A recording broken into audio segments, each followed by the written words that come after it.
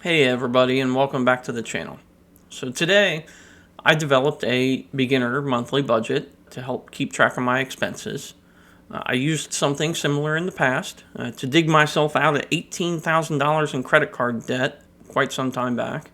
And I've used a spreadsheet like this and tricks to reduce my spending to keep myself out of debt. But periodically you do want to go back and review just in case, make sure your spending doesn't get out of hand. So that's why I wrote this one up today. When you click the link, it'll be down in the description below. It'll take you to the spreadsheet. You want to go to open it up and go to File and then Save As, or make a copy. And you want to save this either to your drive or like your Google Drive or your local computer and name it what you want. And today it's going to be D1 budget.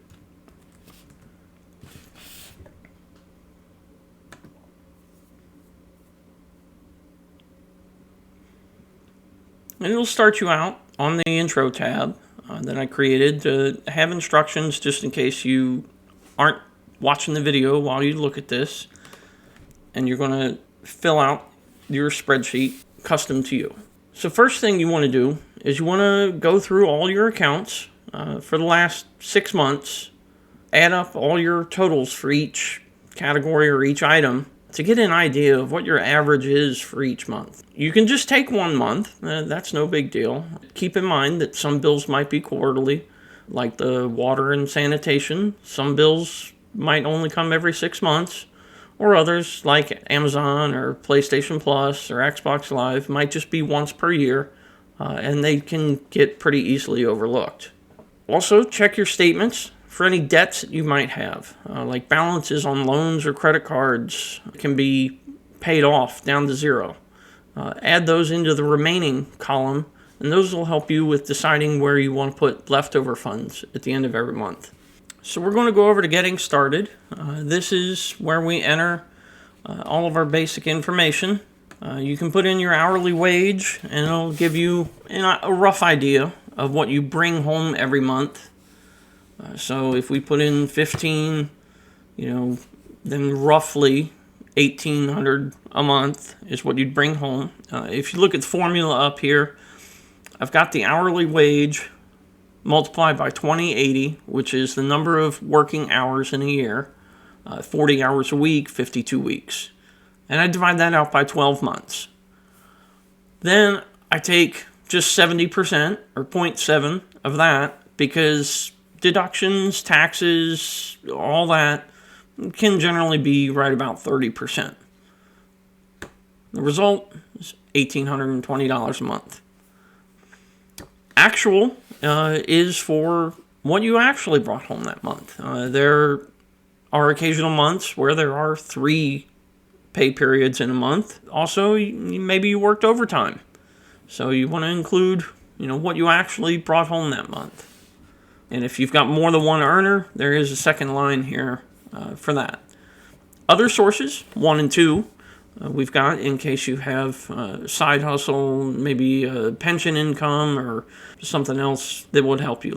My goal is pay yourself first, so I've got your savings first. 401k is the first place. I don't count on Social Security being there when I'm ready to retire. So I try and save as much as possible. In here, just for budgeting purposes, I put $100. Big ticket purchases. This could also be called maintenance stuff. If you're saving up for a car or a house or anything where you'd have to put down a down payment or just buy it outright, you want to save for that rather than pay interest on a loan if you don't have to. Vacation, we'll get into that more later, but this is roughly what I want to save so that I have enough to cover my vacation without having to put it all on credit cards or otherwise pay interest. So down into the debts and expenses, first item we've got here is our rent or mortgage. These two, budget and actual, will probably be the same every month. If you own your own home and you have a mortgage, it may change like once a year when comes tax time and your escrow might change. Beyond that, it should be the same every month. And I've got the remaining here, just a random number or made up number for the balance, so I can think of what I want to pay down at the end of the month when I have money left over. Now, I don't have any student loans, but you'd follow the same principles.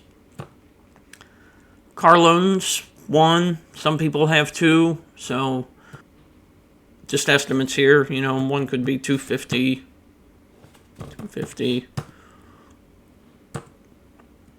Those are just random numbers put in there. They don't mean anything. Now, credit cards 1 and 2, even though we got a budget towards them, I believe you should pay off your credit cards every month. Do not carry balances if you don't have to. Food, I figured $100 a week for 2 people. If you're buying at the grocery store, shouldn't be too bad. And then there's our actual. Don't have a grocery store balance, so that and the remaining items in this section are all blank. Personal supplies, toothpaste, toothbrush, deodorant, shampoo, whatever you want to think of. Your phone, there's a lot of good ways to save on a phone. You don't have to go with such an expensive plan. If you don't really use a phone a lot, you could always go with something like a prepaid plan or something cheap like Mint Mobile. And depending on how many lines you got, that budget can get, or that item can get pretty hefty. Insurance, renter's insurance, auto insurance.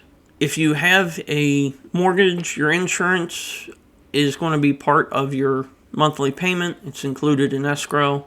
But for all you renters out there, you definitely want to have renter's insurance at the minimum in case something happens to the building. Maybe a pipe bursts and sewage comes raining down in your closet and destroys all your clothes, or the power goes out and all your food is spoiled. So water bills, now they don't necessarily come every month. For all you renters out there, you may not even have a water bill or a sewer bill. Those might be taken care of by the landlord or the complex, depending on your situation. Same with trash. Now, trash is a monthly bill here. Now, gas and electric here in Kentucky is the same company, so that's a monthly bill. I do recommend getting on even billing if possible. With even billing, you pay the same amount every month. It does get adjusted, usually once a year or once a quarter, and hopefully doesn't fluctuate too much. But the big benefit of this is when you are hit with those sky-high heating bills in the winter, you don't have to pay them all at once. It's spread out. And the drawback being that spring and fall, when you might have the windows open and you're not really using a lot of air conditioning or heating, instead of a lower bill, you've got the same bill you always have. I prefer it for stability and budgeting purposes, just to do the even billing. Now, internet. This could be considered internet and TV if you bundle those two. If you have cable or DSL or whoever your service provider is. I just use internet. I've cut the cord for satellite and everything. Now, subscriptions have really blown up over the last 10 years or so. Everybody wants their piece of the pie, so there's all these different subscriptions, and be careful because they can really add up and it'd be like you never cut the cord to begin with. Some of them, I've got Amazon here listed as $10 a month, but really it's $120 a year paid once a year. Satellite radio, I just got rid of that, so might as well zero that out. PlayStation Plus, Xbox Live, and Costco, both of those are yearly. You can pay monthly on the PlayStation. I don't know about Xbox, but it does cost you more or over the course of the year. So I recommend paying it all at once and get those best savings possible. And this is what it would look like for the year in full for all these streaming services. I mean, $276 for XM radio for a year is just ridiculous, especially in the pandemic when I almost never drive anymore.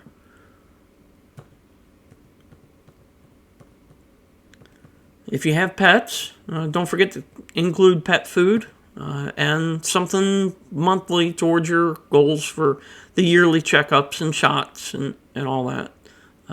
And maybe emergencies. So down in other and fun, we've got restaurants. And I put this pretty low because since the pandemic started, we don't really eat out much. There may be fast food here and there. But I think we've eaten out maybe 3 times in the last 2 years. Clothing, same. Depends on how hard you are on your clothing. Used to be I had to buy stuff all the time. Depending on the job that I had, I'd rip a pair of pants at work and have to replace them or get grease stains on a shirt. So I put in something here for general wear and tear. You can either save it up monthly and go on a shopping spree once a year when there's a sale. Or you can just take that $240 a year and throw it towards your house payment.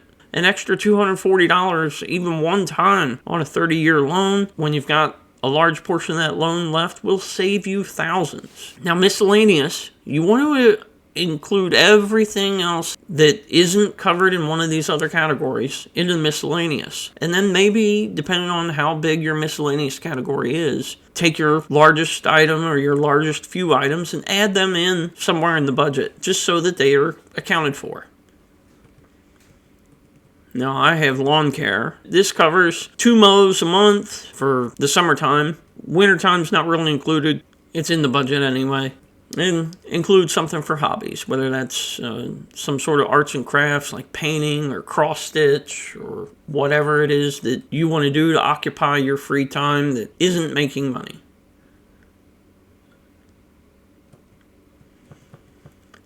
I have some other expenses listed here that I thought of that might come out of payroll in that 30% deductions that I was talking about. You got health, dental, eye insurance, federal, state, and local taxes. And, some people have to pay alimony and child support, so that's included here too. When we go back up to the top on the right-hand side, we've got our summary. This is what our total income was for the month. This is what our total expenses were for the month. We've got $524.85 left over. My goal would always be to pay it towards the highest interest rate debt that you have. Generally, that's one of your credit cards. Car loans and your mortgage would be lower. Credit cards can go up to 30% interest, depending on which one you have. So pay those down as quickly as possible. There's an added benefit. Psychologically, the other camp would have you pay your smallest bills first because you get that snowball effect. You've got 10 bills, you pay one off, now you got 9 to worry about, and so on and so on. With this, at least, your credit card here happens to be the highest interest and the smallest bill. So I would throw that $500 extra right at it. Now I put in a little extra here for you, vacation planning. So you might plan to take a vacation once you have everything under control. Or if you've got everything under control, you might want to plan for a vacation every year, every 2 years, whatever it may be. So this is to help you plan it out. Now, travel for us was by car, so there's gas each way. Lodging, a whole week, a 2-bedroom condo through Airbnb only runs you about $1,500. Now, you might be able to find a cheaper hotel room, but it probably won't be as nice, and you definitely won't have as much room. Food, this is estimated high, but you don't have your whole refrigerator full of food to lean back on. You will be spending more. Rental car, depending on where you are and what type of vacation you're taking, you may or may not want a rental car included. entertainment, whether that's nightclubs, excursions, going in to see a show in Vegas, going to see a whale watching tour somewhere on an ocean, and whatnot. Souvenirs and gifts. I budget it. I don't really spend it. I've got everything I could ever want, and the videos, the photos, the memories, they're good enough for me. Now, you definitely want to include an other category on your vacation. You never know if you're going to need extra sunscreen or to replace your sunglasses because you left them at the rest stop 400 miles back. Or, like my wife, when you are in the ocean with your nice new Banana Republic sunglasses and you get hit by a wave that you didn't see coming and you lose them. It happens. But you definitely want something in that other category to account for all that unexplained stuff, all those emergency items you might need. Now, I've budgeted $3,000 for this. Our expenses came closer to $2,700. These aren't the real numbers, and I didn't add up the food that we spent, and I know the souvenirs is high and the entertainment is high. But I took that, I divided it by 12, came up with $228.14 for 12 months. That would be a vacation every year. You could also divide it by 24 by going up to this formula up here and changing that to 24. So $114 a month, and then you could come over to vacation and put that in at $114. And depending on how much you have left over, maybe you save more that month, maybe you don't. It's all up to you. If you go hiking or camping, that whole thing would be even less. But this is the budget, so get it all together and see where you are. Then when you're ready for the end of month or beginning of month, when you're going to do this again, right-click and duplicate this Getting Started tab. You won't have to do it over again. You've got this copy here. You rename that to whatever the next month is. In this case, it happens to be December. And now you've got a tab. You can adjust your totals a little here, a little there. Maybe I spent only $100 here. And maybe we put an extra $100 to the mortgage payment this month. Maybe I didn't need anything for personal supplies.